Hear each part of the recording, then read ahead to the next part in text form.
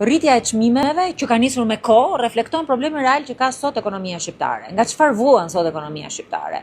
Me kohë kemi thënë që ekonomia sot është bërë një ekonomi e pakicës, një ekonomi e privilegjeve, një ekonomi e cila fatkeqësisht nuk prodhon më.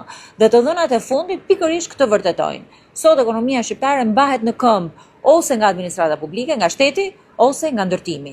Praktikisht nuk ka me ekonomi tregu, është ekonomi e komanduar. Dhe së dyti, rritja e çmimeve e përgjithshme me kohë e nisur reflekton taksat e larta, reflekton sistemin fiskal dhe favoret që janë dhënë pakicës në dëm të shumicës. Por le të marrim një shembull të thjeshtë. Për shembull, për çmimin e karburantit, i cili pavarësisht çdo propagandë retorike që bën qeveria nuk është duke ulur, fajin e kanë taksat.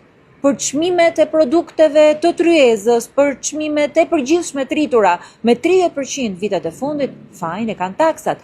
Është ajo taksë e cila 60% e karburanti nga pompa e karburantit shkon në tryezën e qytetarëve shqiptar, dhe çfarë do gjë të bëjnë këto, nuk i ul çmimet, i mban më të larta, jo vetëm se rajoni, po më të larta edhe se gjithë vendet europiane pavarësisht të ardhurave që ka sot Shqipëria.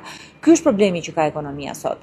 Një ekonomi që nuk prodhon, një ekonomi që është e kapur, një ekonomi që jep favore për pakicën, e rëndon me taksa shumicën. Ky mentalitet e mban sot përfyti rritjen ekonomike, varfëron familjen shqiptare, e pengon Shqipërinë që të zhvillohet.